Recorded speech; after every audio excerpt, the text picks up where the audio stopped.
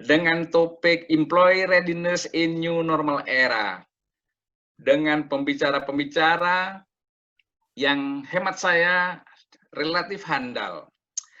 Dan sharing session secara virtual ini mengangkat topik Performance Management Series dan terselenggara berkat kolaborasi Sekolah Pasca Sarjana Perbanas dan Ortano Consulting yang bergerak di bidang konsultan HRD dan psikologi. Sekilas para pembicara siang ini atau narasumber, saya ketengahkan yang pertama Dr. Dono Sadono yang akan mempresentasikan nanti isu tentang self-leadership yang terkait dengan kompetensi.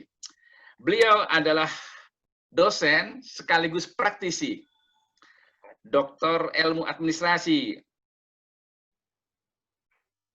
UI, juga dia sebagai Executive Director Unit Kegiatan Khusus Fakultas Ilmu Administrasi UI, Advisor NBO Internasional, dan Consultant. Yang kedua, Dr. Utami Prasajaningsih. Dia akan mengetengahkan siang ini isu learning organization. Beliau juga seorang doktor alumni Universitas Brawijaya, sedangkan S2 dan S1-nya dari S2-nya dari UI, S1-nya dari Universitas Gadjah Mada. Dan yang ketiga, narasumber yang paling seksi, Bapak Tengku Norman, akan mengetengahkan isu human capital dan teknologi informasi. Beliau dosen Brawijaya, Universitas Brawijaya, praktisi human capital. Beliau juga selaku Chief Information Human Capital Officer of ESQ Group, dosen dan advisor juga pada business management.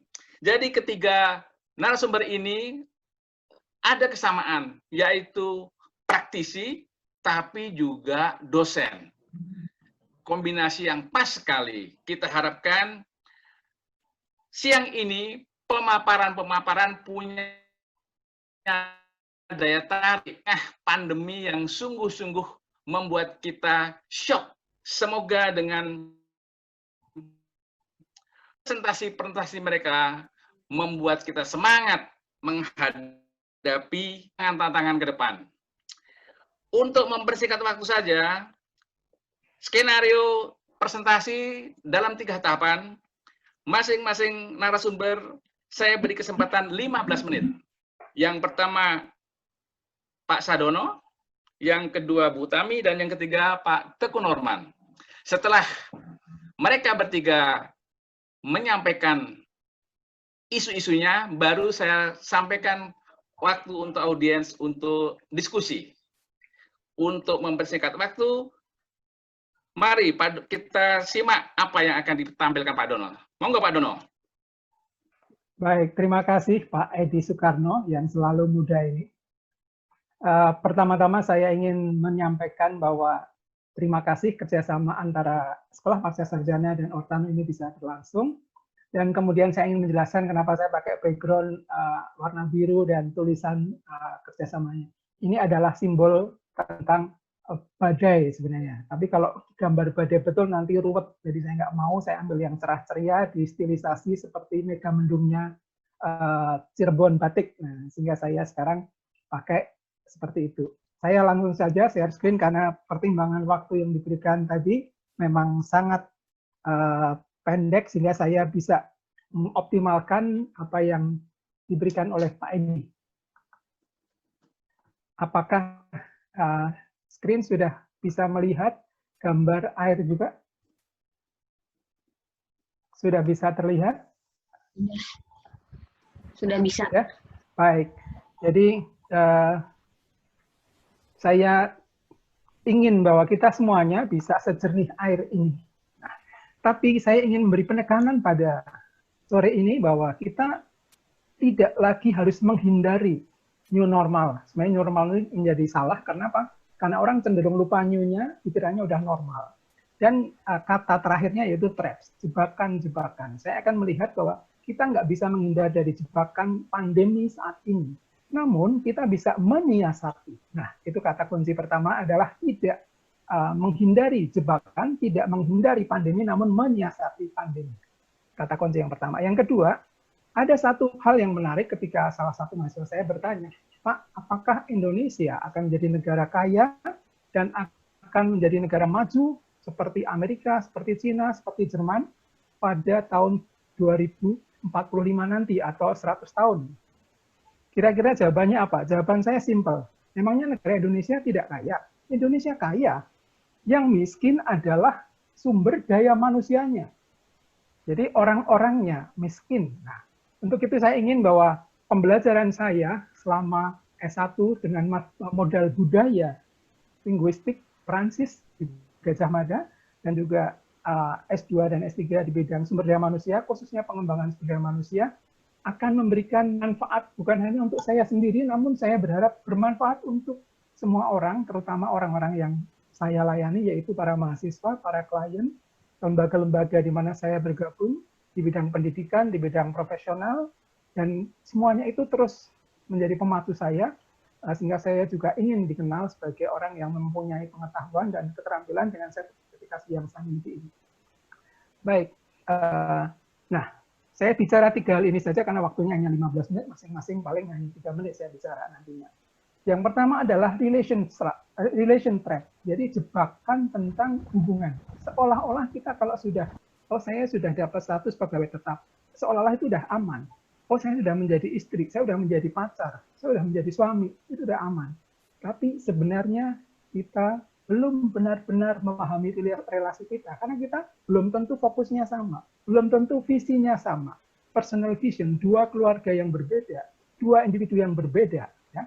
Dan kemudian kantor banyak sekali yang berbeda-beda, maka kita perlu memikirkan yang namanya budaya keselamatan. Maka izinkan saya yang pertama kali ini mengucapkan Assalamualaikum warahmatullahi wabarakatuh. Ya, salam sejahtera. Ya, salam sejahtera untuk kita semuanya. Jadi saya ingin bahwa budaya selamat ini sudah bagus, sudah ada, kita selalu membuat salam. Namun apakah benar-benar kita benar-benar membayang budaya selamat? Nanti kita akan bicara lebih lanjut. Paling tidak saya bisa contohkan di sini. Misalkan, siapa yang di sini kenal atau ingat Maria Pauline Lumowa? Saya rasa sangat sedikit yang ingat siapa dia. Ya. Tapi 4 hari yang lalu, Maria Pauline Lumowa itu menjadi sangat terkenal. Mengapa? Karena selama 17 tahun dia melarikan diri. Karena dia diputus untuk korupsi, diputus karena menipu atau menggelapkan uang dari BNI sebesar 1,7 triliun waktu itu. Nah, apakah dia bisa dibilang selamat? Kalau lihat raganya selamat, namun jiwanya, namun namanya, dan sebagainya. Nanti kita bicara lebih lanjut. Yang kedua adalah financial trap. Ya, financial trap communication. Lebih tepatnya lagi, financial communication trap. Jadi uangnya kita ada. Kita masing-masing kaya, diberi Tuhan 2 tangan, 2 kaki, Indonesia kaya raya, tadi seperti pertanyaan saya yang pertama, ya. Tetapi apakah kita mampu mengelola keuangan kita? Apakah kita mampu mengelola tanah air kita?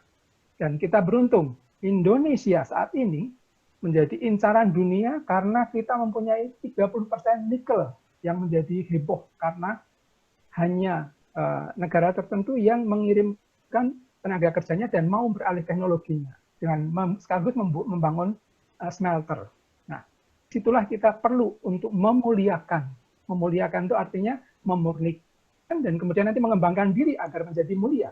Nah, itu yang berkaitan dengan financial communication trap. Nah, ini nanti juga akan kita dalami lebih lanjut seperti apa kita persisnya. Kemudian yang ketiga adalah emotion trap. Nah, kecerdasan emosi kita semua punya emosi, tapi apakah emosi kita cerdas? Belum tentu kita punya emosi yang cerdas.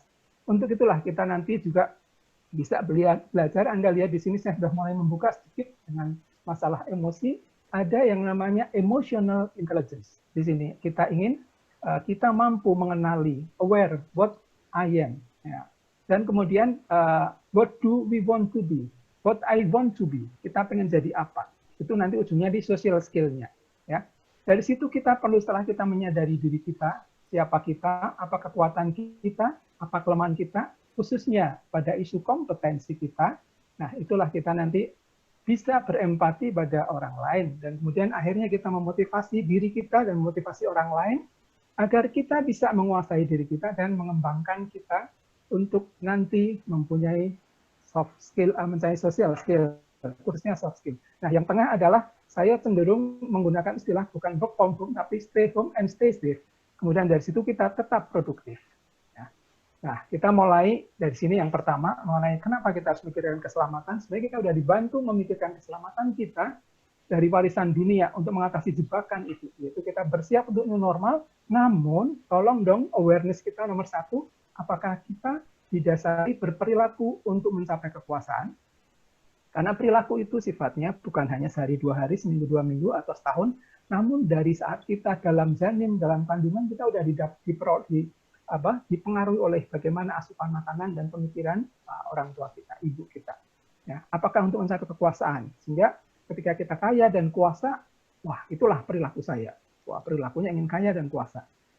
Yang kedua, kemudian mengenai komunikasi finansial. Apakah juga kita bekerja keras atau berperilaku karena kita itu takut miskin, karena kita takut tidak mempunyai uang. Nah, itu menurut Freud ya. Nah, dan yang pertama tadi menurut Nietzsche. Kemudian tawaran yang ketiga, ini yang saya tekankan, yang saya pikir perlu diperhatikan karena ini jauh sebelumnya, yaitu tahun 348 sebelum Masehi, ya, Aristoteles. Ini semua perilaku manusia itu untuk memperoleh kebahagiaan. Masalahnya, kebahagiaan macam apa itu yang perlu kita tanyakan. Dan apakah itu bahagia? Nah, itu. Bagaimana menurut Anda? Bahagia itu apakah pakaian? Bahagia itu apakah uang? Bahagia itu apakah ketemu rame-rame? Nah, saya ingin ketiga tadi, terutama khususnya bahagia, dikaitkan dengan pilihan pekerjaan kita. Maka saya tawarkan satu, yang saya kutip dari Blessing White, ya, the X model of engagement. Jadi kita engage, kita integrate antaranya rumah dan kantor. Di sini mulailah saya mengusulkan adanya self leadership. Bagaimana kita punya kemampuan menemukan diri sendiri, apa kekuatan kita, apa kelemahan kita, kemudian penerimaan diri atas kelemahan dan juga pengembangan apa yang kita miliki yang kuat, dan kemudian mengelola diri kita, dan kita bisa bertumbuh sehingga kita menjadi orang yang sukses secara organisasi dengan maksimum contribution, dan kemudian secara individual, ya, karena kita mempunyai maksimum satisfaction. Jadi kontribusi ke kantor, kontribusi juga kepuasan kita, kantor maupun individu. Yang ini yang selanjutnya adalah bagaimana kita mendalami tentang kompetensi.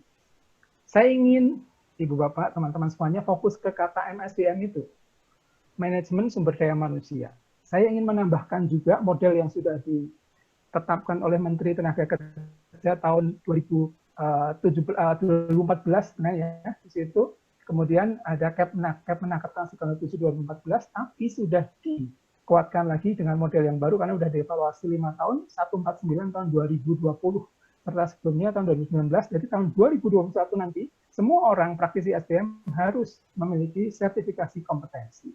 Jadi kalau tidak, dia melanggar aturan dari ini. Nah, kita punya waktu kurang lebih 2 tahun. Bagaimana kita menemukan MSDM, namun modelnya saya ingin tambahkan yang kuning itu adalah menjadi model yang namanya navigator paradoks, katanya Ulrich. Nah, itu adalah guru manajemen sumber daya manusia.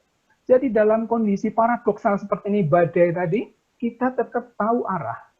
Terus yang lain-lainnya bisa dibaca semuanya, 9 fungsinya, dan kita harus mulai profesional dengan cara kuman. Kuman itu apa sih? Kuman itu adalah, tolong Anda mengumpulkan, ya, kuman itu ada kumpulan undangan, kemudian materi, kemudian juga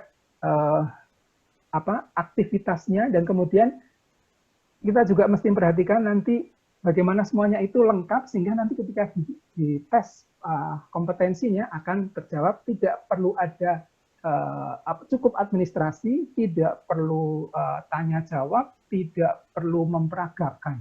Itu kan lebih elok. Tapi kalau kita meragukan, harus menjalani semuanya, dan prosesnya jadi panjang dan mahal. Gitu. Oke, dan ini saya fokus ke 8 soft skill saja. 8 soft skill ini adalah komunikasi, orientasi pelayanan pelanggan. Jadi komunikasi itu kata kuncinya adalah uni, menjadi satu.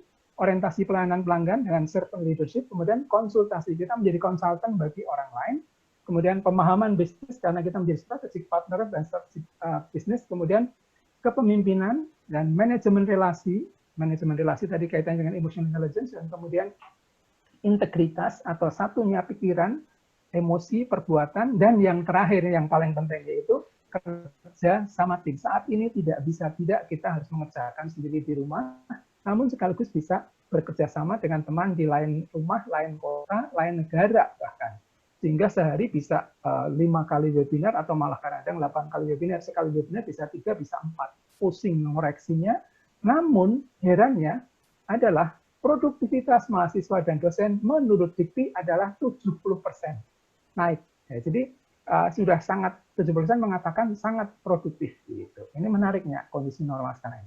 Kemudian bagaimana kita menjadi bukan hanya sekedar selamat, ya, bukan hanya sekedar, tapi kita harus memuliakan. Memuliakan itu artinya apa? Kita memurnikan diri kita tahu membedakan mana wisdom, mana virtue. Virtue itu kebajikan atau sifat-sifat yang kita beri dalam kita organisasikan menjadi sebuah pengetahuan yang bukan hanya sekedar wisdom namun virtue. Jadi ugahari.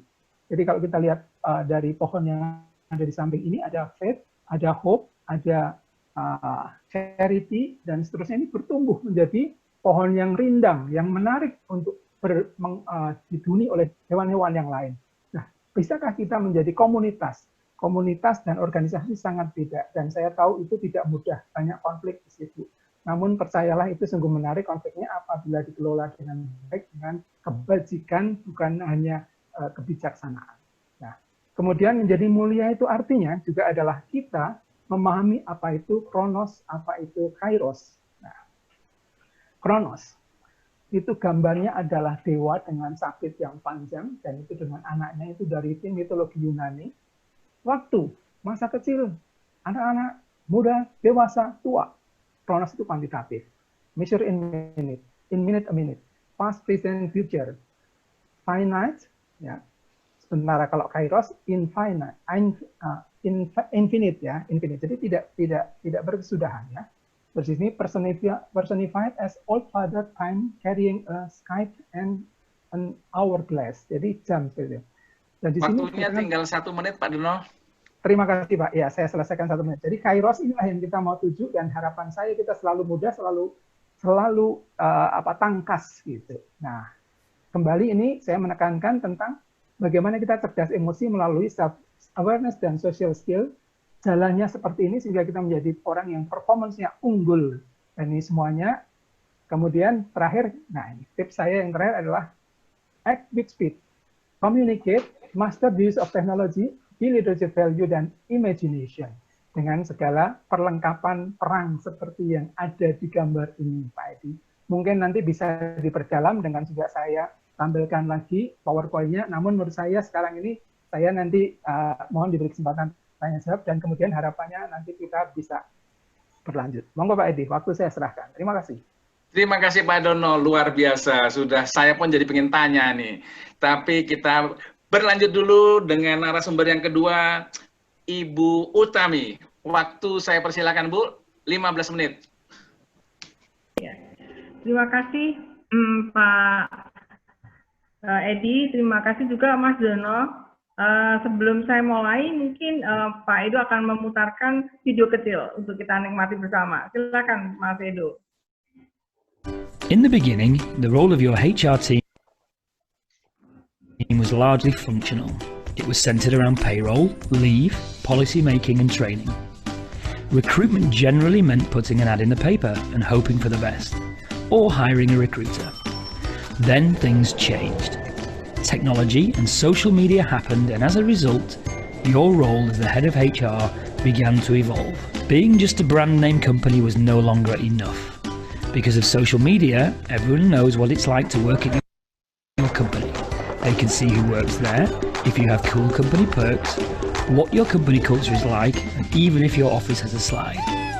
The employer brand was born. Now every employee is an ambassador. Their experiences are shared with a captive online audience who in turn share it with their audiences. Today, the first step of recruitment doesn't start with a job application. It starts online. The very first thing a prospective job candidate does is run a search on you.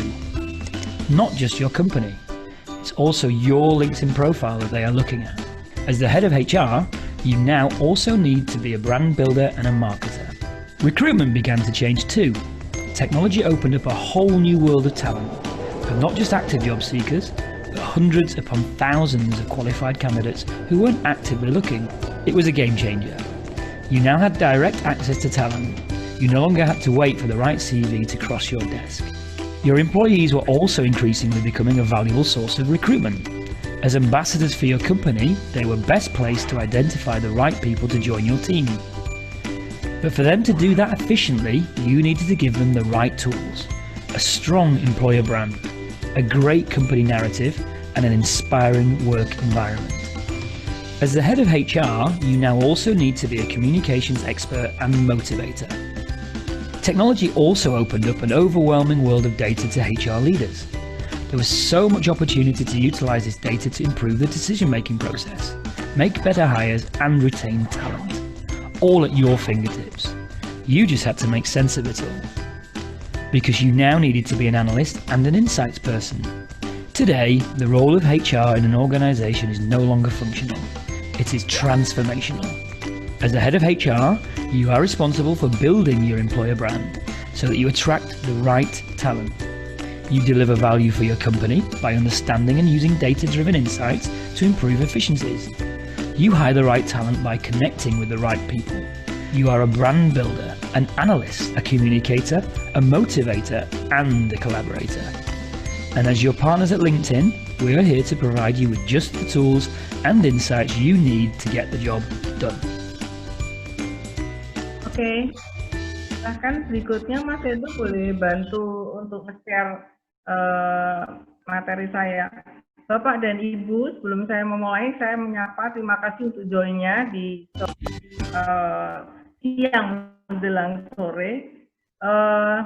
Tadi sudah diterangkan oleh Pak Sadana bahwa individu harus jumlah kompetensi. Tapi persoalannya sekarang ini kita semua hidup dalam masa pandemi yang tidak mudah buat company untuk bisa survive. Mungkin Mas Edo bisa di share screen dibesarkan. Ya. Pada dunia usaha perusahaan itu tentu saja pengennya kalau nanti pandemi itu sudah over ya, sudah berjalan atau sudah selesai begitu, perusahaan pasti ingin berkembang lebih bagus. Nah, persoalannya perusahaan nggak bisa terus-menerus mempertahankan employee yang biasa-biasa saja gitu. Di sini saya mencoba memberikan pandangan saja bahwa di abad sekarang ini itu perusahaan harus memiliki pengetahuan yang besar karena dia persaingannya cukup luas sekali. Tadi di film tadi digambarkan sangat jelas bahwa kapasiti organisasi itu harus cepat berubah dan harus terus belajar menyesuaikan perkembangan yang terjadi. Next, Mas. Mas Edo, bisa bantu next. Next slide, Mas. Pak Edo. Yap. Nah, di sini saya menunjukkan ada 8 kekuatan signifikan yang mengubah dunia bisnis. Kita semua sudah merasakan adanya globalisasi dan ekonomi global. Setiap hari kita mendengarkan apa yang terjadi di seputar dunia antar negara kita, dan itu tidak mungkin kita abaikan, karena semua situasi global itu akan impactful pada perusahaan yang kita bekerja di dalamnya, ataupun perusahaan yang mungkin kita kelola sendiri.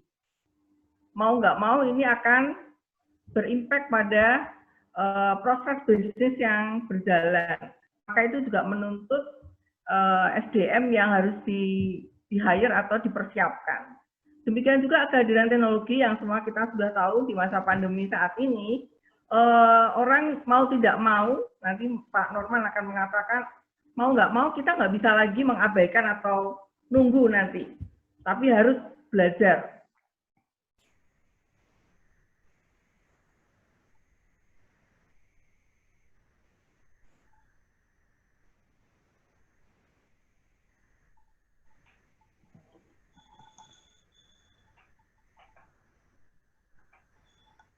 Halo, Suaranya, nggak ada suaranya. suaranya menghilang dari Mbak Ut.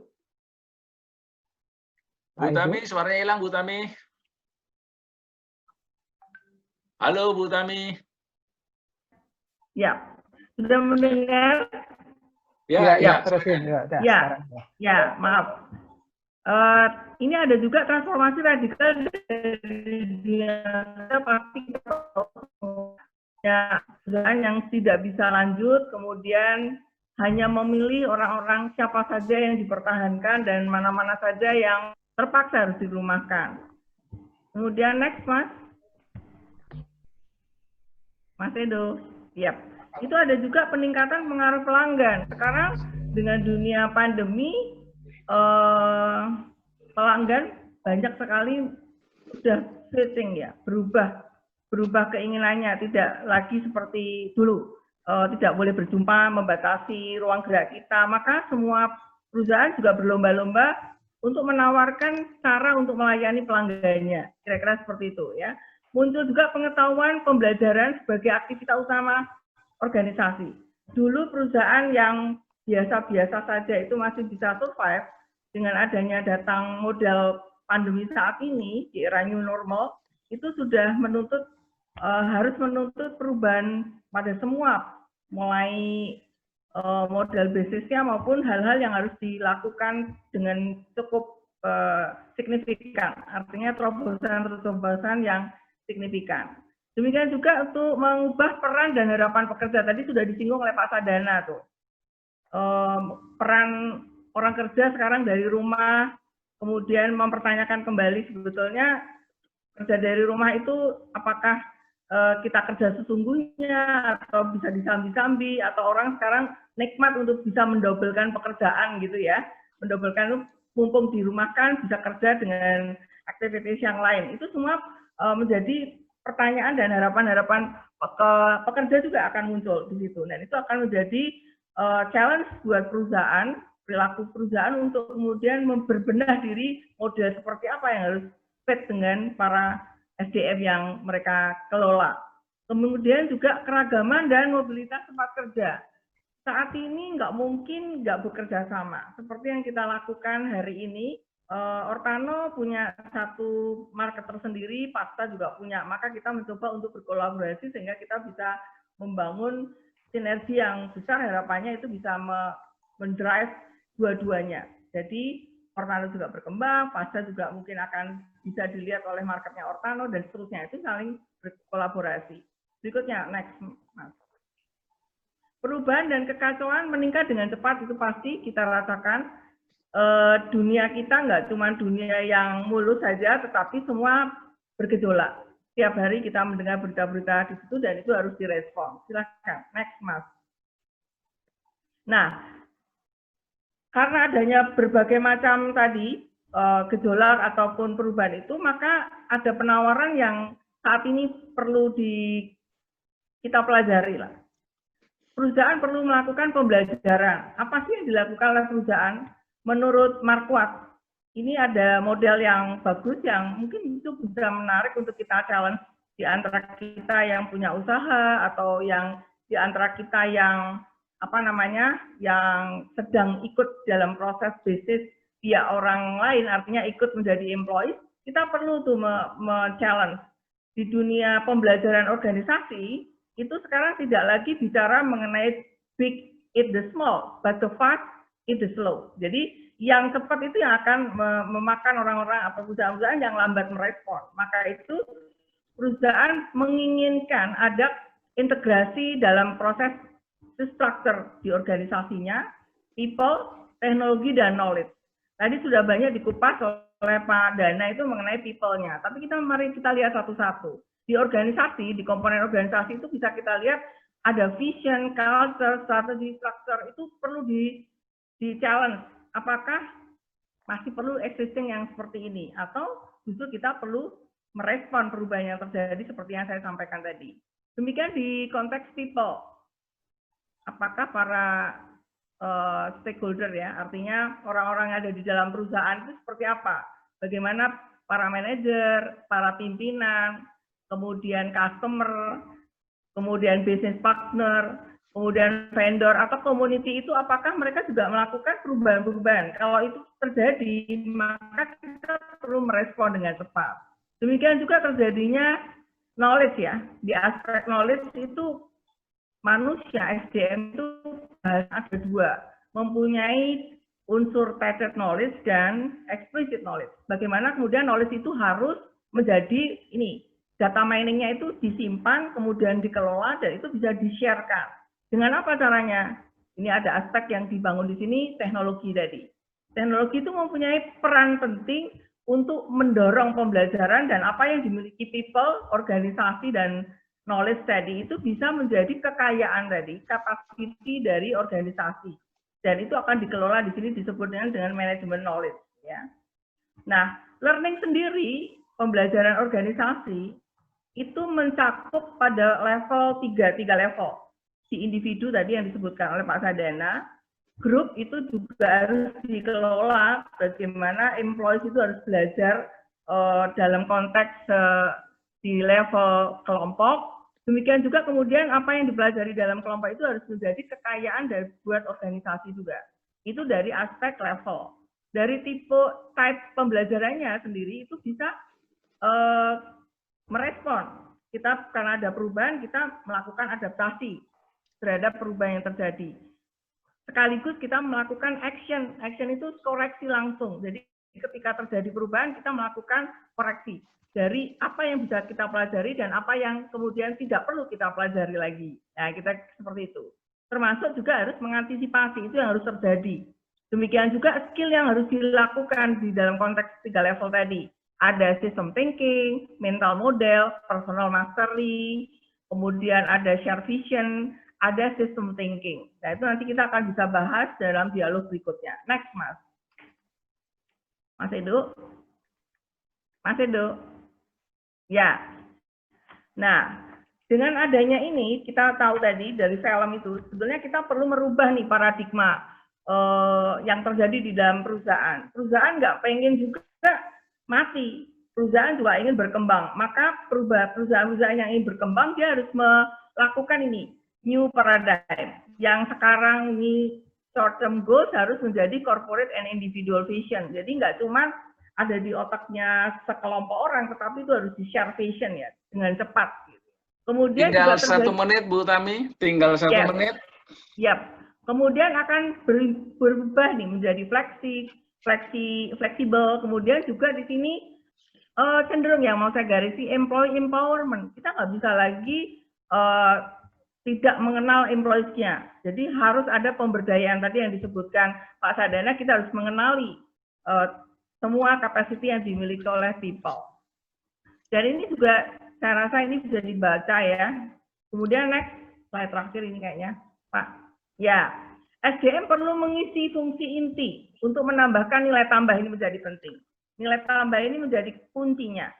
Dan cara kuncinya adalah memberi ini, ada innovation di mana setiap individu harus men-challenge dirinya untuk lari atau punya innovation. Next, Mas Edo, terakhir. Nah, SDM yang siap untuk era new normal, menurut saya yang utama adalah harus menjadi learner, sosok pembelajar. Kuncinya 2, yaitu open mind dan rendah hati. Ini penting kata kuncinya, ya. Dan selain itu, perusahaan juga pengen mendapatkan orang-orang yang knowledgeable, yang punya pengetahuan, termasuk di sini dia mampu melakukan ini complex problem solving. Jadi bukan menjadi problem maker, tapi solusinya. Yang ketiga adalah dia perlu agile person, termasuk di situ critical thinking-nya harus jalan, cognitive flexibility-nya harus oke.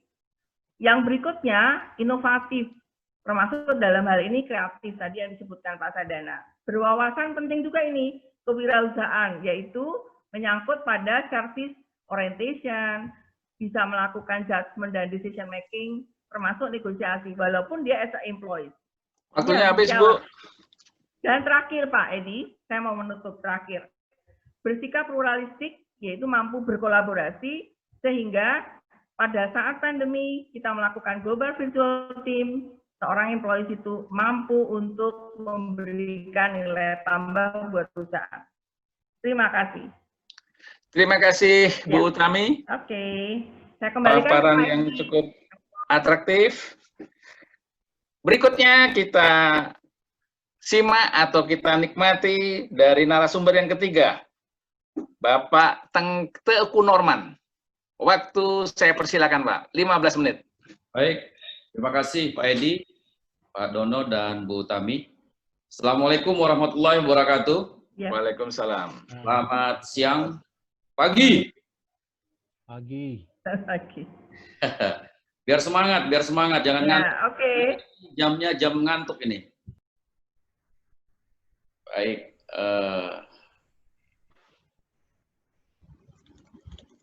Baik, saya akan sharing mengenai digital platform.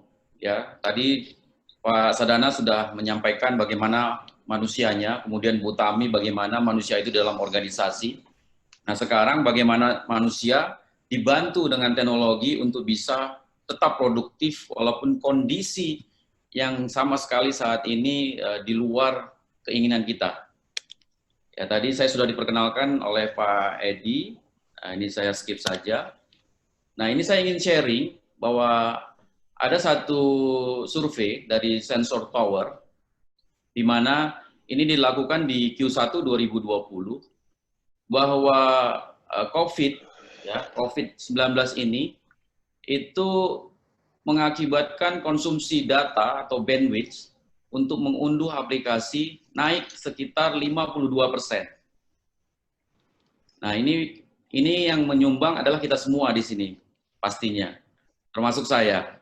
Ya, sehingga kita bisa lihat konsumsi data yang lewat, yang nggak kelihatan sih di awan-awan sana, itu sangat besar, ya, di mana di Q1 itu hampir 596 petabyte. Petabyte ini sama dengan 596 juta gigabyte. Bayangan sebesar apa itu?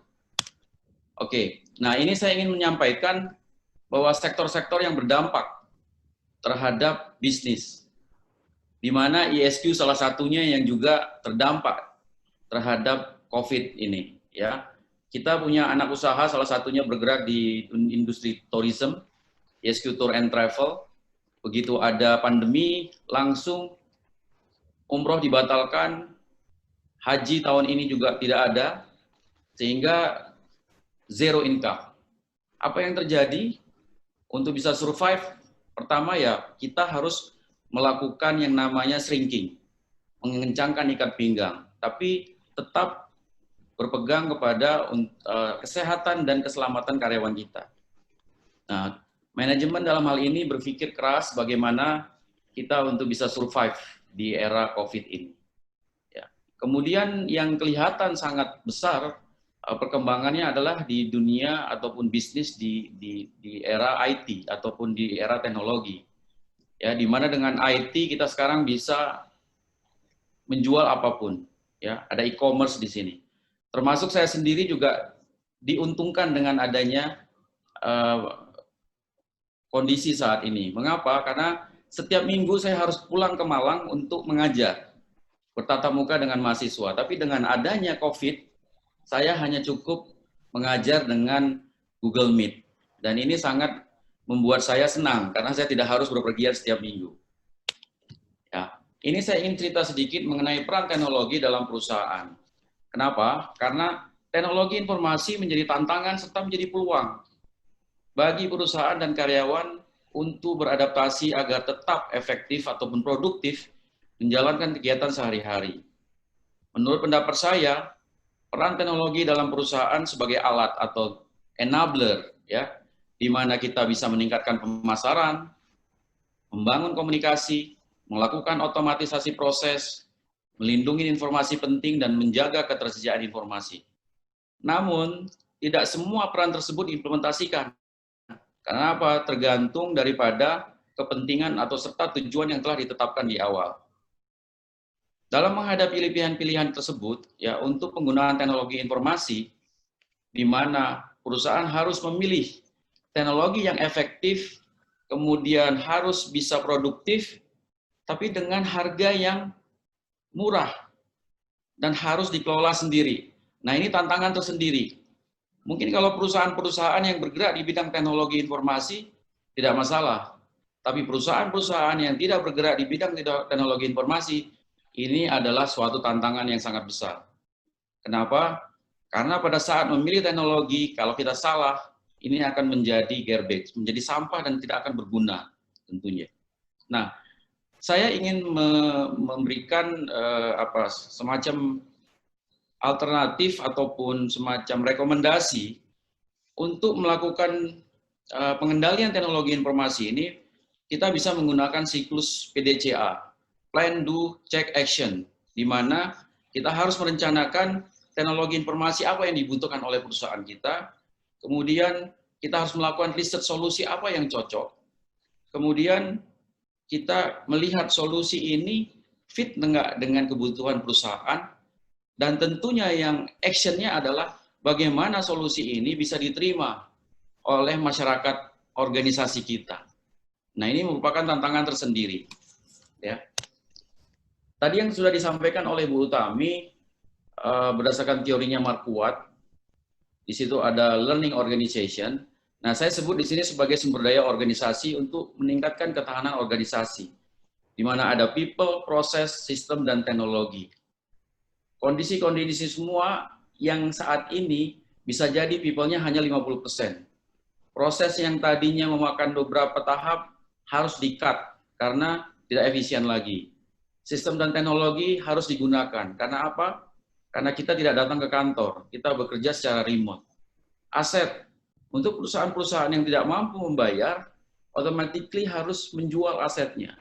Sehingga bisnis-bisnis yang dalam hal ini bergerak dalam bidang properti seperti menyewakan virtual office itu panen mereka, karena orang-orang akan beralih ke sana menggunakan fasilitas yang sudah diberikan oleh perusahaan penyedia virtual office. Ya. Nah, di sini ada sedikit kajian teori, karena memang kita juga berbasis akademisi, tapi bukan berarti saya ingin menyampaikan bahwa teori ini kita gunakan atau kita pakai dalam pembahasan presentasi ini. Saya ingin menyampaikan bahwa pada saat sebelum COVID, ya, bahwa pada saat orang ingin menggunakan teknologi atau sistem informasi, mereka melihat dulu, ada nggak ini manfaatnya buat saya? Kemudian mudah nggak ini digunakan? Baru akan ada timbul yang namanya sikap perilaku atau intention. Nah, dengan adanya COVID ini, ya kalau saya menyebut kita sekarang ini lagi belajar di Universitas Corona, Fakultas COVID-19.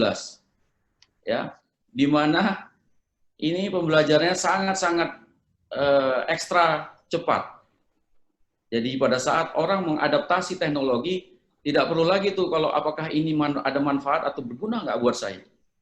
Tapi mau tidak mau kita harus memakai ini untuk kita bisa berproduksi. Nah, sehingga dengan adanya new normal ini menuntut kita reaktif, cepat, dan efektif dalam melakukan operasional di dalam organisasi. Nah, tentunya untuk kita tetap produktif, ya kita harus beradaptasi, kemudian reaktif, dan harus bisa menerima kebiasaan baru ini. Jangan dilawan, tapi jadikanlah dia teman. Yang seperti disampaikan oleh Bu Utami tadi, sudah jelas bahwa rangkul perubahan ini, bahwa perubahan ini adalah suatu yang pasti, dan kita harus bersikap wajar.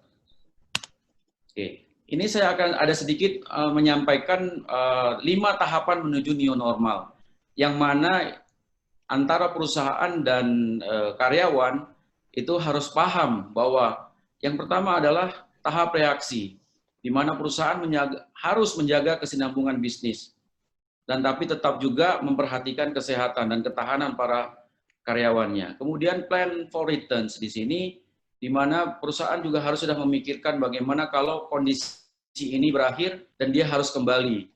Karena apa? Karena saat ini, pada saat perusahaan kondisi COVID ini, semua karyawan dirumahkan.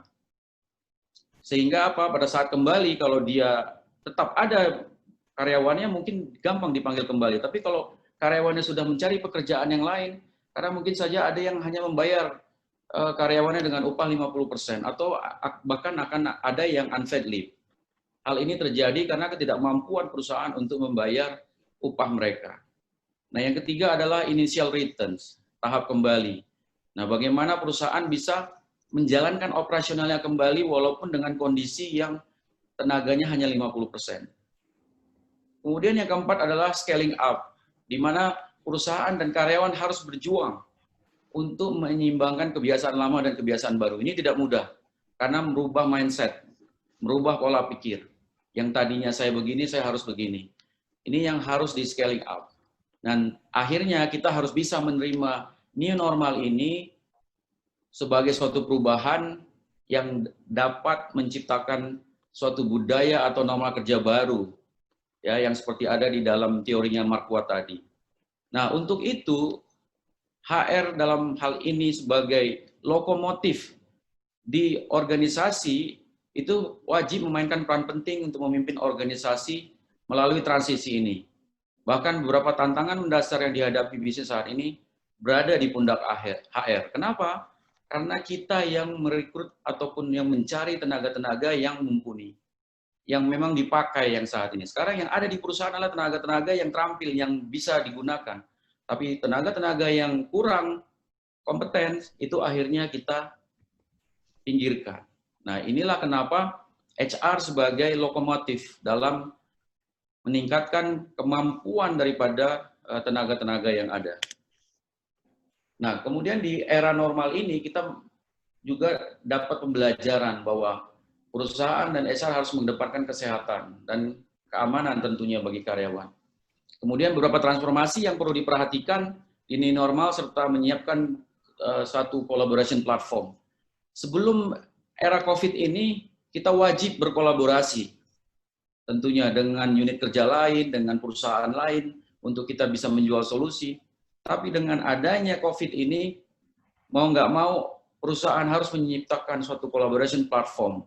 Ya. Nah, beberapa transformasi yang harus dilakukan adalah pertama, perusahaan harus melindungi pekerja, itu udah pasti nomor satu, ya, di mana karyawan harus lebih fleksibel bekerja di rumah, dan kemudian menjaga kesehatan. Kemudian peningkatan fokus pada produktivitas pribadi, kesejahteraan dan ketahanan pribadi. Nah, ini transformasi pada orientasi produktivitas karyawan, bukan hanya profit. Ya. Kemudian pertumbuhan dalam pembelajaran terutama bagi pemimpin nih. Karena transformasi menuntut pemimpin untuk lebih cakap dalam memanage karyawan yang kerja di rumah. Terus budaya kepemimpinan juga harus dirubah. Karena apa? Karena transformasi nilai dan norma-norma serta budaya itu sudah berbeda. Kita harus empati dan peduli terhadap karyawan kita. Kenapa? Karena pada saat mereka bekerja di rumah, ya kita percaya bahwa mereka itu melakukan tugas-tugasnya. Terus transformasi yang tidak perlu bekerja di kantor pun cukup di rumah ternyata menghasilkan produktivitas yang tinggi. Ya. Yang keenam adalah kita harus bisa investasi pada SDM dan talent-talent yang ada. Tinggal 1 menit, Pak. Oke. Transformasi di mana perusahaan akan berinvestasi pada penguatan SDM atau bakat, terutama pada teknologi. Tetapi jangan dilupakan bahwa jangan kita hanya investasi di infrastruktur, di hardware, di software, tapi kita lupa untuk mengedepankan atau mendidik karyawan kita untuk meningkatkan kompetensinya. Nah, ini saya ingin menyampaikan beberapa collaboration platform yang saya buat di ISQ. Ya, terutama di HRIS, sudah mungkin pada tahu semua bagaimana karyawan bisa check-in dari rumahnya, kemudian dia bisa mengajukan cuti, atau dia melakukan bepergian dinas dan sebagainya. Kemudian saya juga menciptakan yang namanya video streaming, seperti Zoom-nya, tapi ini ala Indonesia, ya, sehingga saya tidak perlu membayar dolar ke Zoom ataupun ke Google Meet. Nah, kemudian karena berkurangnya masyarakat organisasi, saya membuat knowledge management system tadi yang disampaikan di Ibu Tami juga ada. Jadi karyawan-karyawan yang tadi sudah misalnya dikeluarkan atau di PHK, tapi knowledge-nya tetap tersimpan di dalam organisasi.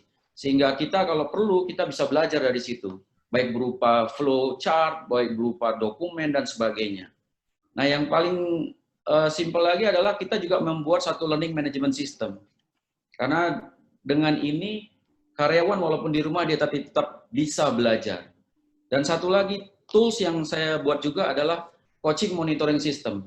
Walaupun dalam keadaan pandemi ini, kita tetap perlu meng-coaching karyawan ataupun bawahan kita untuk tetap bekerja optimum, efektif, dan produktif. Ini ada sedikit video yang akan saya putar untuk mengakhiri presentasi saya. Employees can feel isolated working from home, which is why it's important for leaders to encourage engagement and involvement. With the challenges employees are facing at home in mind, this is the time to unite, focus on meaningful work, and accomplish big things together with technology enabling it all. Pivoting, adapting, and innovating are all a part of the new normal of remote work. The workforce is already coming together to explore new possibilities in industries such as retail, finance, and education. Retailers are shifting focus to e-commerce, promoting diverse products, and even creating new ones to better meet customers' needs at home.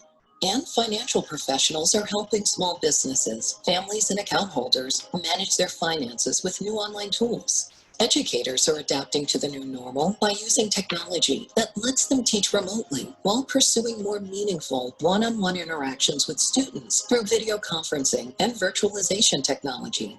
Together, leadership and workers are finding new ways to engage, collaborate, and remain productive. They are focusing on work that will make a difference. Because working from home doesn't mean working alone. Baik, Pak Edi, demikian presentasi saya. Terima kasih. Terima kasih Pak Norman. Para partisipan yang saya hormati, cukup menarik dari paparan ketiganya. Dan kalau kita lihat, ketiganya itu bicara seputar human capital di korporat. Dan kita tahu bahwa maju mundurnya korporat itu penyebabnya dua. Orang dan uang gitu ya. Nah, orang dan uang plus uang diterjemahkan ke teknologi itu pengembangan sekarang. Nah, untuk mempertajam apa yang dipaparkan oleh ketiga pembicara ini, saya buka tanya jawab supaya kita usai webinar ini ada sesuatu yang kita bawa. Setidaknya kita ada paham lebih jauh tentang kondisi. Nah, saya berikan waktu, silahkan raise hand bagi yang mau bertanya atau menggarisbawahi statement-statement dari para narasumber. Mari, silakan. Ya, sebutkan nama Ibu Rahajeng Widya. Ya. Monggo, silakan Ibu Rahajeng. Terima kasih. Paparan yang menarik dari para tiga narasumber. Terima kasih paparannya, sebuah pencerahan untuk saya juga. Saya bertanya spesifik kepada Ibu Utami atau Pak Dono sama aja sih. Jadi saya ingin bertanya ke Ibu Utami kali ya, kalau boleh. Jadi kan saya ingin pendapat Ibu bagaimana kan di dalam kita memasuki era new normal, ada pandemi ini, otomatis kan ada beberapa tatanan-tatanan yang berubah, tatanan nilai, pola pikir, pola kerja, itu semuanya berubah gitu. Jadi mulai dari mindset orang juga sudah berbeda gitu. Jadi tata nilai sendiri berubah, yang tadinya ini boleh jadi nggak boleh, yang ini sopan jadi nggak sopan, kemudian pola pikir orang juga sudah berubah, jadi fokus berpikirnya sudah ke ini gitu kan. Nah, bagaimana ini kita mengaplikasikan kepada pengaturan karyawan, karena karyawan sendiri mungkin satu sisi ada beberapa karyawan yang harus kita rumahkan, dengan kita juga punya masalah keuangan, apalagi kan tadi kalau ngelihat paparan dari yang terakhir Pak Norman itu kan, kalau kayak saya, misal kita di dunia training, itu kalau ngeliat di coding bisnis, kita kan ada di zona yang kanan ya, yang potensial loss, kalau tidak salah ya, tadi yang grafik itu tuh, nah itu kan kita ada di potensial loss gitu. Nah itu otomatis kan dampaknya ke sana gitu loh, dampaknya kita pasti ada pengurangan karyawan, sementara karyawan juga punya masalah tersendiri, kita juga punya masalah keuangan sendiri. Nah untuk sementara pola-pola tatanan nilai, pola pikir, pola kerja semuanya berubah gitu. Menurut Ibu gimana? Terima kasih. Oke, langsung saja dulu dijawab ya Pak ya, supaya saya juga ingat. Nah, monggo Pak Dono, Bu Utami, dan satu lagi Pak Norman saling melengkapi. Monggo, silakan. Siapa dulu Pak? Terima kasih. Ya, Pak Dono dulu, silakan. Terima kasih Oke, Pak Dono, silakan Mas Dono. Oh baik, terima kasih Mbak Widya dan teman-teman semuanya. Rupanya setelah saya lihat, walaupun kita tidak sampai 100, namun dari berbagai tempat dan berbagai profesi sungguh sangat menarik. Mungkin saya bisa menekankan sekali lagi mengenai akronim KUMAN ya. Jadi kalau tadi ngomong level, ada pertanyaan juga dari Pak Beckman tentang leveling kesadaran diri seperti apa sih sampai kita berkontribusi optimal terhadap organisasi. KUMAN itu adalah kumpulan undangan, materi, absensi, dan notula. Nah, seringkali kita abai selama ini administrasi. Jadi selama 3 bulan ini saya banyak menata rumah, menata laptop, dan semuanya dengan isinya, sehingga kita tahu bahwa, oh ternyata saya pernah ini, saya pernah itu. Nah, ini semuanya penting. Namun yang lebih terpenting adalah kita tahu bahwa itu sebenarnya bukan segalanya, karena itu bisa jadi jebakan. Jebakan yang tadi saya sebutkan ada 3, dan 3 ini yang utamakan yaitu mengenai finance ya, kemudian mengenai relationship yang sebenarnya tidak bagus antara karyawan dengan perusahaan ya, dan kemudian jebakan tentang emosi. Nah, selengkapnya saya ada 6 jebakan sebenarnya yang saya presentasikan hanya 3, yaitu hubungan dari relationship trap, money trap, dari tujuan. Kemudian saya lihat kita mirip juga dengan 8 Habits of Highly Effective People, Finding Your Voices punya Stephen Covey, dan juga ada 7 Traps punyanya Covey juga, yang anaknya Covey, yang Mardik. Namun saya punya 6 trap. Jadi 6 trap itu 3 yang utama itu menjadi sangat penting, dan saya harapkan sebenarnya ke depan bisa lebih diperhatikan trap-trap itu, sehingga tidak lagi menjadi sesuatu yang menghambat kemajuan karyawan maupun bagaimana survival dari organisasi. Nah, caranya bagaimana? Tentunya tidak ada satu resep yang sama, karena tiap-tiap organisasi berbeda. Jadi, di sini saya lebih melihat bahwa jangan terlalu berani, sok maju, sok hebat, tapi juga jangan terlalu takut untuk maju. Ya. Jadi, kita harus memahami kompetensi kita dan talent kita itu in between. Jadi, tahulah saya maksudnya gimana, dan pelan-pelan, dan kemudian baru setelah kita yakin, timnya udah solid, komunitas tadi saya menyebutnya, baru kita bisa lari lebih cepat. Jadi tahapannya sangat relatif tergantung tiap-tiap individu, tiap-tiap organisasi, dan bagaimana organisasi menyikapi dari sebelumnya organisasi yang sangat birokratif, sangat tol, menjadi flat, menjadi komunitas. Kata kuncinya adalah komunitas. Kalau kita tidak memahami komunitas, kita akan bertengkar terus. Gitu. Mungkin dari saya itu aja. Monggo Pak Edi. Bu Tami, silakan. Ya. Pertama ini ada dari Mbak Widya, terima kasih Mbak sudah join, saya pikir nggak bisa join, terima kasih sudah berkenan mengajukan pertanyaan juga. Kalau dari sisi saya sebetulnya ini saatnya untuk memapping ya, mapping SDM untuk perusahaan. Masa sekarang ini pandemi itu nggak pernah ada hasilnya tiba-tiba, dan semua orang pasti tidak siap dengan kondisi saat ini. Tapi yang paling penting menurut saya dalam proses organisasi pembelajar itu mesti fast. Yang cepat itu yang survive. Kalau nggak cepat tadi mungkin SDM sama uang itu kan harus balance tadi kalau Pak Edi bilang ya. Mesti seimbang tuh. Kapan kita SDM sudah dirumahkan sebagian, uang juga tidak bisa kita optimalkan. Itu pandai-pandainya kita mapping siapa-siapa saja talent yang tadi dibilang Pak Norman itu betul. Mapping itu menjadi penting sekarang ini. Jadi kalau SDM-nya tidak menunjukkan ciri-ciri yang tadi saya sebutkan, perusahaan tuh butuh banget untuk leverage capacity-nya dia. Kalau dia nggak berubah, dia memang bisa collapse gitu. Itu pertanyaan saya. Jadi ini segera nih Mbak, istilahnya memappingkan SDM itu menjadi kata kuncinya. Dan SDM yang ada di dalam perusahaan mesti men-challenge dirinya masing-masing seperti yang dibilang Pak Sadana, sudah siap nggak kita sampai masuk ke situ. Kalau kita ingin dipanggil lagi oleh perusahaan, maka kita harus me-increase capacity kita, me-increase kompetensi kita, sampai yang dibutuhkan perusahaan itu bisa fit gitu. Itu yang diharapkan ke sana.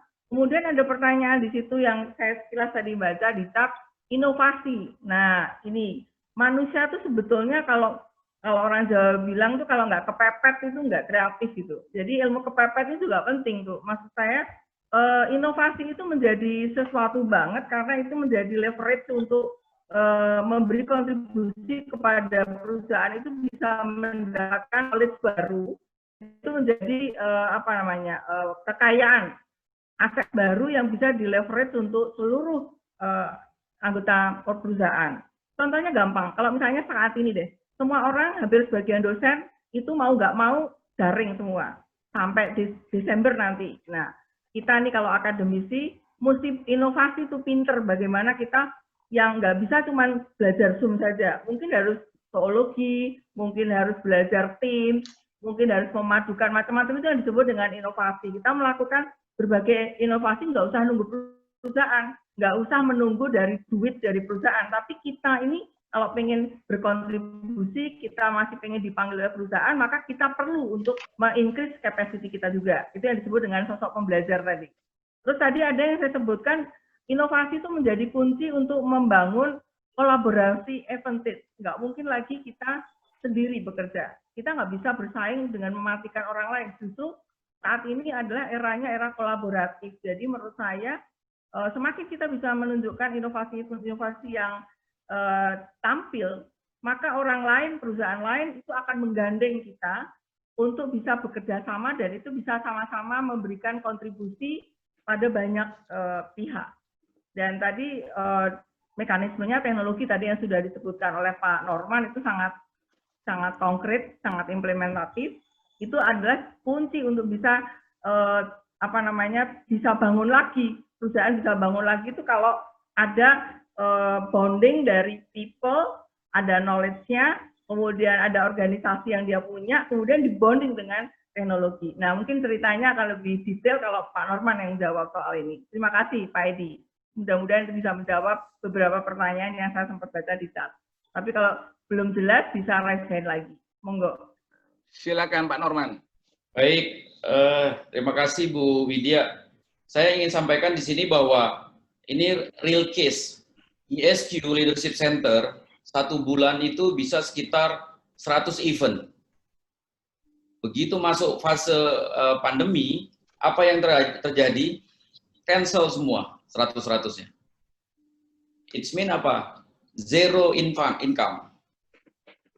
Nah, kalau kita ataupun dalam hal ini manajemen tidak solid, tidak berkolaborasi, habislah sudah.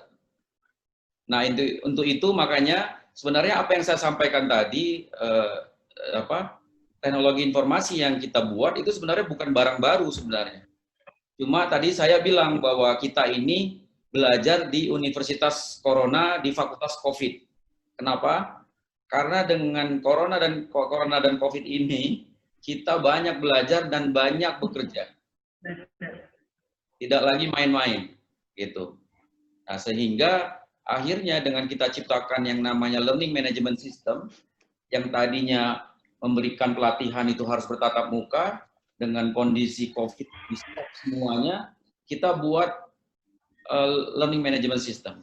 Kita jual dalam bentuk video-video. Karena memang kekuatan ISQ ada di konten. Ya, sehingga kita jual, alhamdulillah dalam 3 bulan ini pencapaiannya sudah, ya saya nggak usah sebutkan, tapi bisa untuk mencukupi ataupun memenuhi kebutuhan karyawan yang ada di ISQ. Mungkin itu yang bisa saya sampaikan.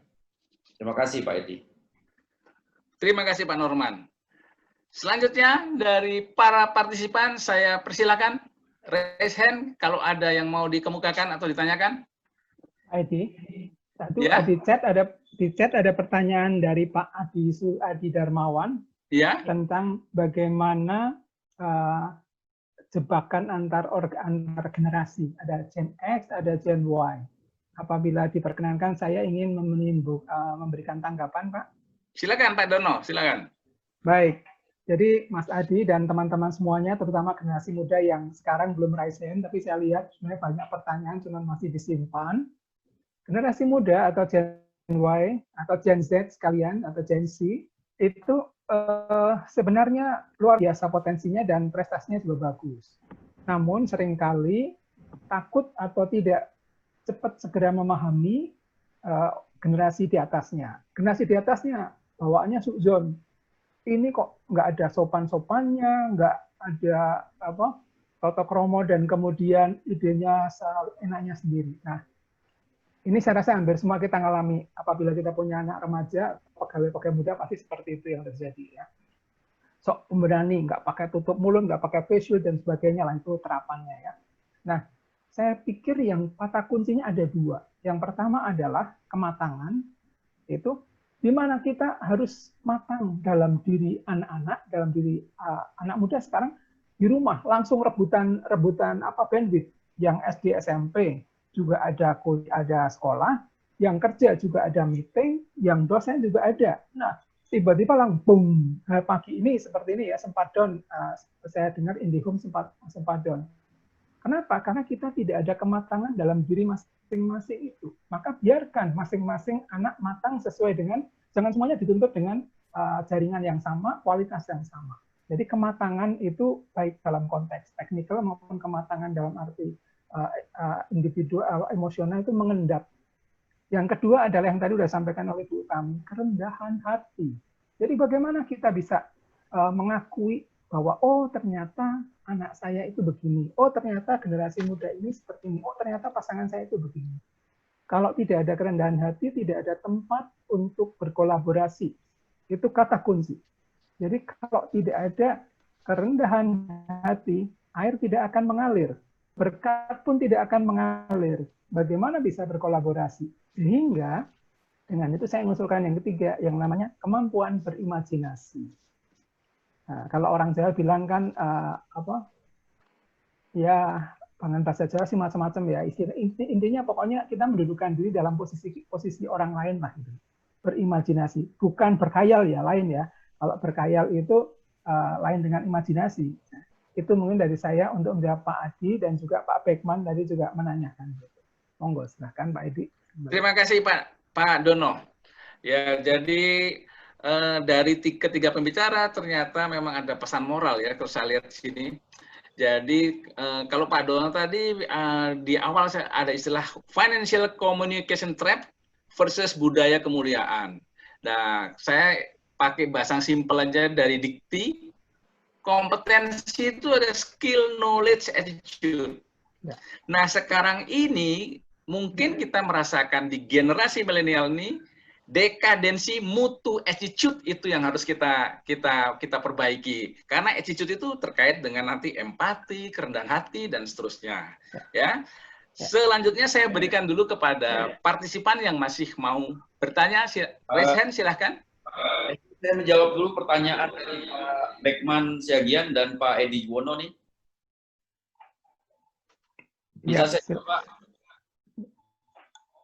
Silakan, Pak Norman. Baik, ini ada pertanyaan dari Pak Beckman Siagian.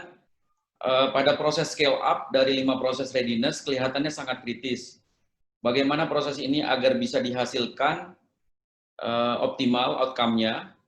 Oke, Pak Beckman, saya bersyukur. Kenapa? Karena di ESQ kita sangat mengimplementasikan nilai-nilai ESQ, di mana di situ ada integrity, loyalty, innovation, dan collaboration. Nah, pada saat kondisi seperti ini, di mana semuanya galau, baik karyawan galau maupun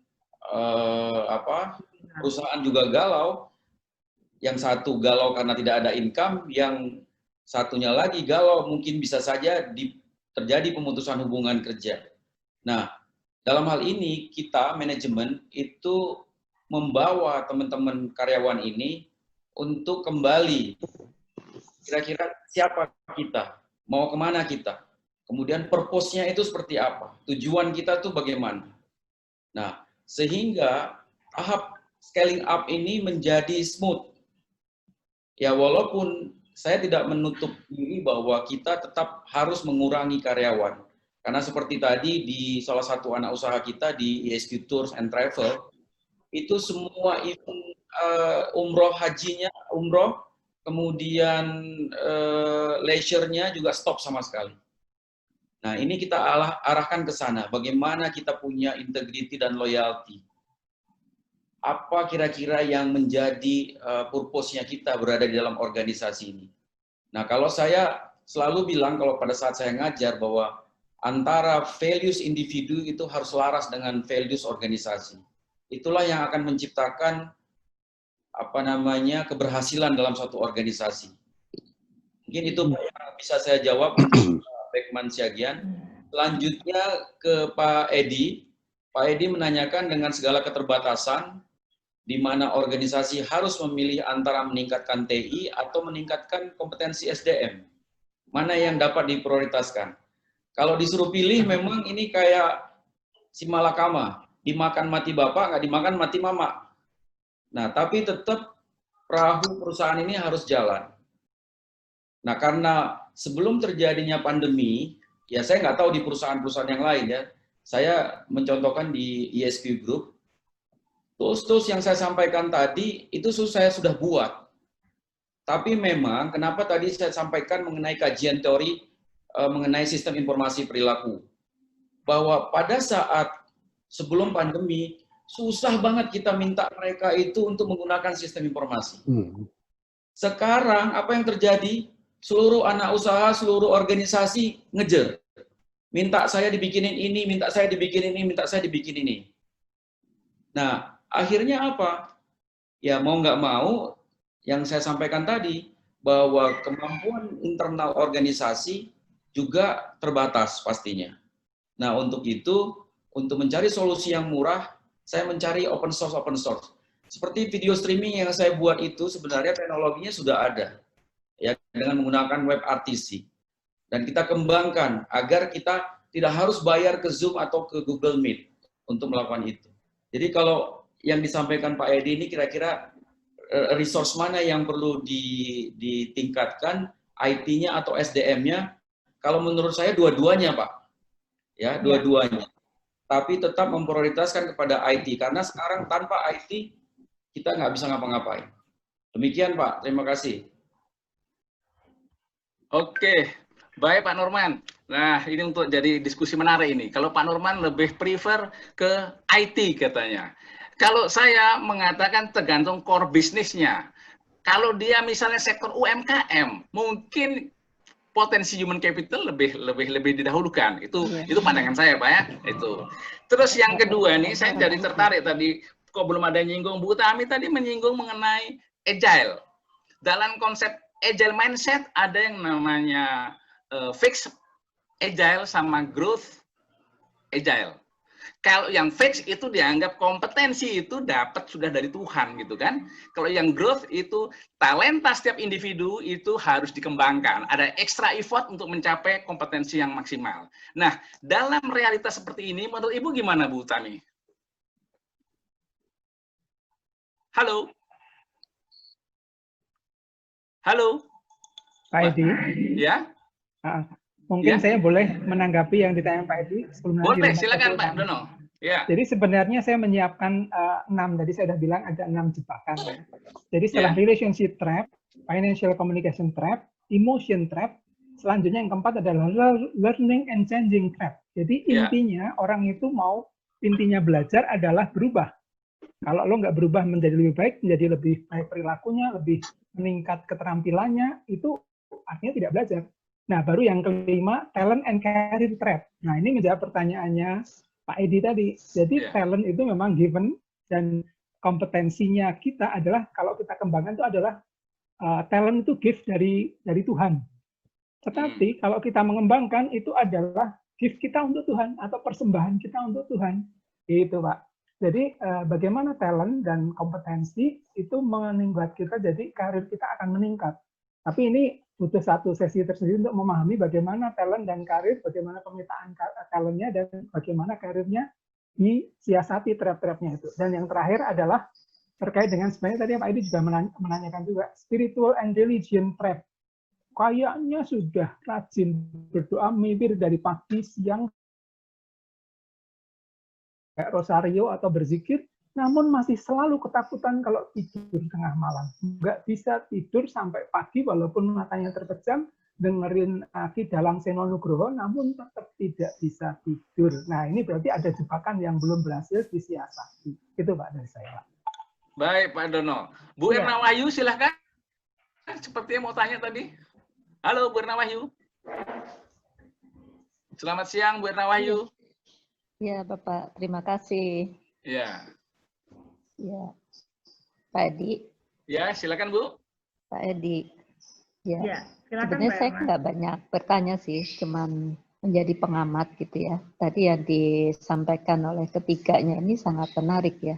Ada yang di sisi IT, ada juga yang dari SDM-nya.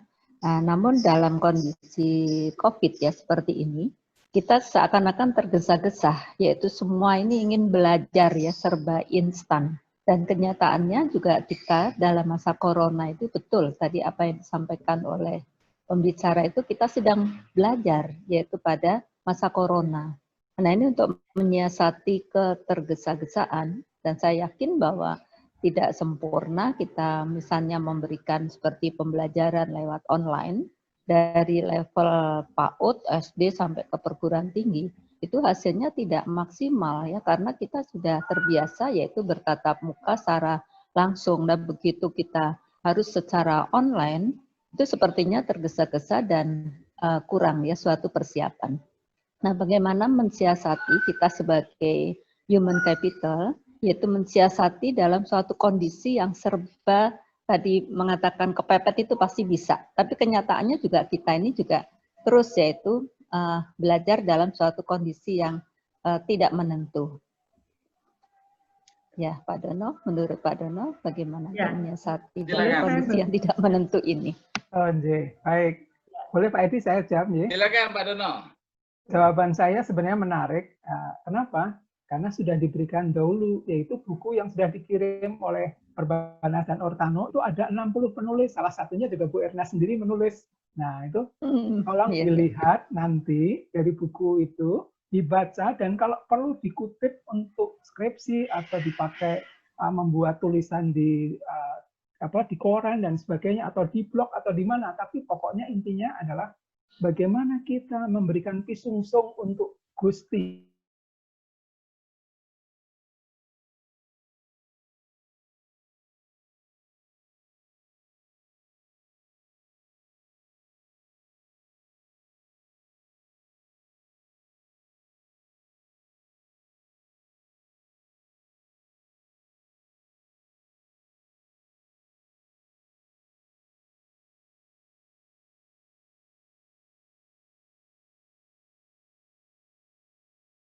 Sebenarnya perusahaan tadi kalau Pak Norman bilang bisa melakukan dari banyak open source supaya bisa, ini sekaligus pertanyaannya Bu Rosa Fure nanti itu bisa dimintain, bagaimana kita membuat engagement karena semua orang sudah tidak lagi ngantor, sebagian besar tidak ngantor, itu tetap terjadi engagement terhadap organisasi perusahaan kita, itu sebenarnya kembali lagi bagaimana sang pimpinan itu mampu untuk meleverage dengan culture yang lebih fleksibel. Jadi yang namanya kultur itu atau values yang ada di corporate itu harus di-cascade dalam bentuk operasional. Misalnya, bagaimana teknologi itu bisa menyapa semua orang. Kemudian bagaimana teknologi itu bisa kemudian dipakai untuk memanggungkan semua orang, dan itu menjadikan semua orang dengan pengalaman masing-masing di rumah itu bisa menjadi kekayaan baru yang bisa di-leverage untuk aset perusahaan. Saya mau menegaskan ya bahwa proses belajar itu tidak selalu yang berhasil loh ya. Yang gagal pun itu bisa didiskusikan. Justru itu kalau Anda mendengar ceritanya 3M, perusahaan 3M itu sebetulnya budayanya justru dari kesalahan. Sebuah kesalahan dia bisa mempunyai advantage yang bagus banget gitu, keberuntungan yang bagus, dan itu yang harusnya perusahaan itu mampu untuk mewadahi kultur seperti itu. Jadi orang salah nih, contoh sederhana. Kalau orang sudah ada di situ sistem yang diciptakan, kemudian digunakan, ternyata kok nggak bisa maju, nggak bisa memenuhi harapan. Mari kita diskusikan. Itu kemudian dibangun tadi dengan bahasanya Pak Norman, ada center for learning di all employees. Lalu itu menjadi turtle bersama untuk kemudian membangun sesuatu yang lebih bagus. Jadi ada proses learn and unlearn, apa yang tidak perlu dipelajari dan apa yang sebaiknya kita bisa pelajari untuk progres yang lebih bagus. Itu mungkin sedikit masukan saja untuk menambahi apa yang didiskusikan. Gitu Pak Edi, terima kasih. Terima kasih Bu Utami. Saya malah ingin menggarisbawahi yang Pak Norman sebutkan tadi, continuous improvement, plan, do, check, act. Ini kalau nggak salah siklus Deming itu, continuous improvement Pak ya. Nah, di antara itu, di era segini memang teknologi, uang itu juga. Tapi kalau ada istilah people not technology, get things done. Teknologi itu memang membantu manajer dalam menjalankan fungsinya, tapi teknologi itu nggak berbuat apa. Jadi kalau dari konteks itu, manusia tetap lebih tinggi. Karena manusia adalah ciptaan Tuhan. Itu pandangan saya ya, Pak Norman. Nah, tapi ini suatu diskusi yang menarik. Waktu masih ada 3 menit, saya berikan kepada partisipan yang masih mau bertanya. Bu Ria? Ada dari Bu Rosa, Pak Edi. Oh, Bu Rosa, silakan. Silakan, mungkin di open dari UK itu bisa dibuka aja speakernya Pak Edo. Kemudian dia dari, silakan. Halo. Iya, Bu Rosa. Ya. Ya, saya sudah tadi sedikit sudah dijawab sebetulnya. Saya ingin sebetulnya mencari faktanya itu seperti yang dikatakan oleh Bu Utami, bahwa engagement memang bisa itu dilakukan dengan memberikan stage atau kesempatan itu bagi semua saja employee dari level bawah sampai di atas.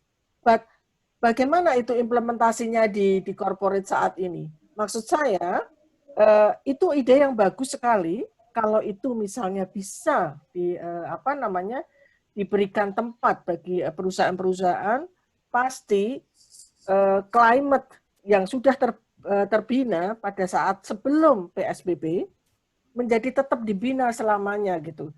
Karena engagement itu kalau melalui tatap muka di layar itu lain, beda sekali. Nggak bisa touching-nya nggak ada, bicara bersamanya nggak ada, laughing-nya nggak ada gitu. Paling tidak diberikan sedikit diminimize gap-nya itu loh maksud saya, sehingga ini juga mengantisipasi menurut saya bagaimana membangun climate-nya nanti setelah lama nggak bertemu tiba-tiba bertemu, so many things happening and change gitu. Terima kasih. Monggo, mau dijawab oleh siapa nih? Pak Norman, monggo. Ya, saya jawab. Ya, pengalamannya Pak Norman mungkin bisa membantu. Bu Rosa, apa kabar Bu? Awas Finland. Baik Pak, baik. Di sini semua sehat. Terima kasih. Saya nggak harus pakai bahasa Inggris kan? Enggak, bahasa Jawa juga nggak apa-apa Pak. Oke, baik Bu. Ya, ini menarik, sangat-sangat menarik. Perlu dipahami bahwa IT itu tidak bisa menggantikan manusia. IT itu tidak bisa menggantikan peran karyawan yang ada dalam organisasi. IT itu hanya bisa memberikan kita alat ataupun informasi-informasi untuk kita bisa mendapat atau mengambil suatu keputusan. Sehingga saya tadi Bu Rosa sudah sampaikan bahwa bagaimana meningkatkan engagement ini. Engagement ini tidak bisa dibangun dalam waktu yang sebentar, Bu. Tidak bisa dalam waktu yang saat ini saja. Tapi engagement dibangun belum adanya COVID.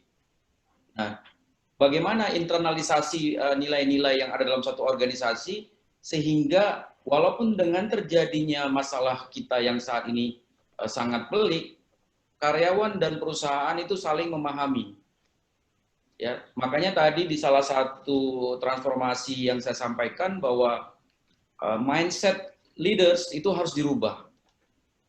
Karena apa? Karena tidak berdekatan, tidak kelihatan, jangan-jangan dia, wah ini karyawanku tidur ini, nggak melakukan apa-apa ini. Nah, jangan seperti itu lagi. Tapi kita sudah masuk ke era yang baru, yaitu apa? Kita harus result oriented. Karena tanpa ada result oriented, nothing. Nggak akan bisa kelihatan. Ya. Nah, baru jelas ini kelihatan Bu Rosa. Ya, jadi seperti itu. Jadi engagement ini tidak dibangun pada saat ini, tapi sudah dalam waktu yang lama. Nah, inilah yang akan membuat collaboration tadi. Kalau saya sampaikan tadi bahwa dulu kita sebelum COVID digaung-gaungkan harus berkolaborasi. dengan rekan kerja, dengan unit kerja lain, dengan anak usaha lain. Tapi dengan adanya COVID, collaboration ini ditingkatkan menjadi satu platform, ya, yang mana banyak hal bisa kita buat, ya, dengan platform-platform yang ada. Tidak harus mahal, tidak harus kita keluar duit mahal, ya. Dengan memakai yang open source juga kita mampu kok untuk bisa membuat platform collaboration tadi untuk meningkatkan engagement. Demikian Bu Rosa. Boleh satu aja komentar. Silakan. Pak, boleh diberi contoh nggak?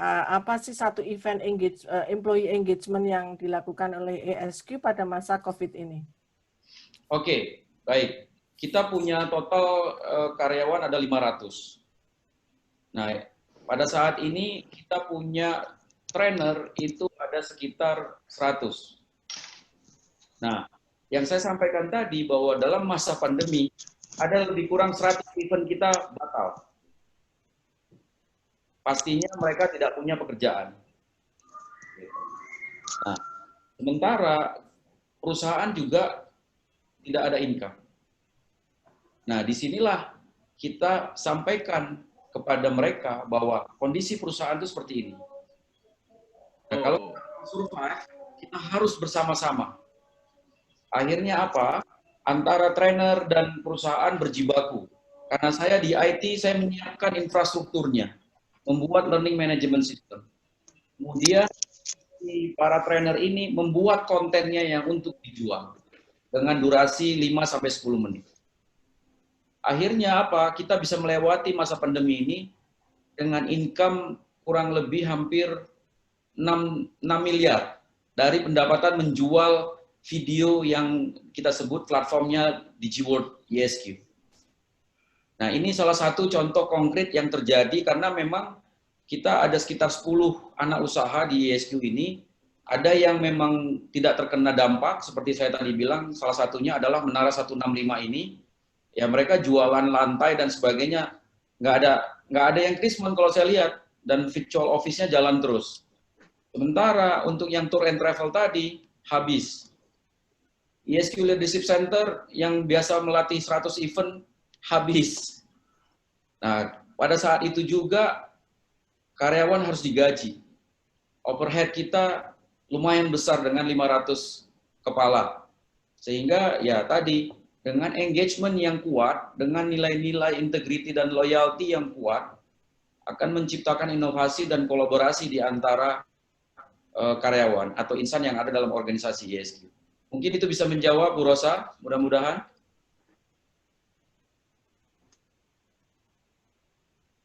Jawaban juga boleh dikatakan saya yakin memuaskan. Waktunya juga habis. Tidak terasa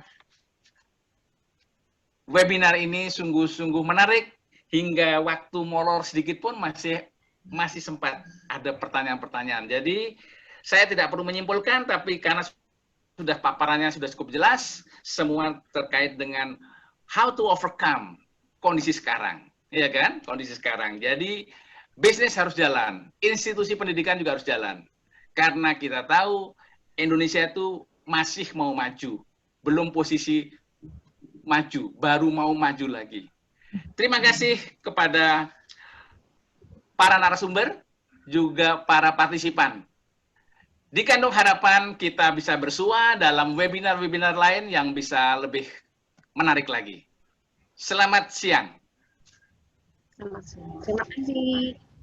Terima kasih Pak Edi. Mungkin Bapak boleh potret bersama dulu Pak Edo. Bapak dan Ibu, kita foto bersama karena ini ada 3 sub, ada 3 layar, maka agak lama sedikit gitu ya. Oke, Bapak dan Ibu, monggo silahkan wajahnya yang senyum. Oke, lembar pertama.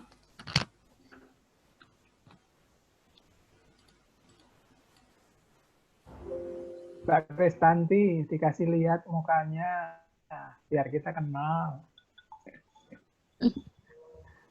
Mbak Erna, Bu Pamela.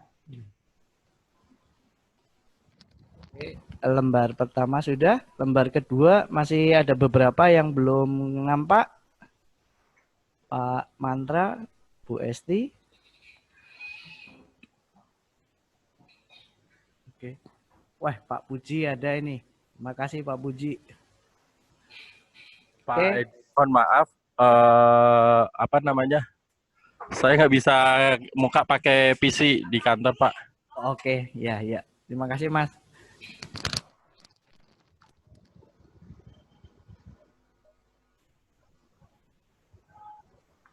Oh, Shirley ikut juga. Pak Mantra, terima kasih Pak Mantra. Ini kapan manggung Pak Mantra? Oke, Pak Mantra. terima kasih Bapak dan Ibu. Fotonya sudah. Dan sama-sama gantian ya Pak Mantra, Mbak Adel. Terima kasih Bu Tami. IT-nya ke depan dong, keamanan jaringan. Oke. Pak Dono, terima kasih kepada semua pembicara. Kami ucapkan terima kasih. Kemudian bagi partisipan untuk melengkapi sertifikat, mohon mengisi lembar evaluasi yang sudah ada di WhatsApp grup. Oke, terima kasih. Sampai jumpa di lain kesempatan. Terima kasih Pak Edo. Ya. Pak Dono, Bu Tami. Sama-sama.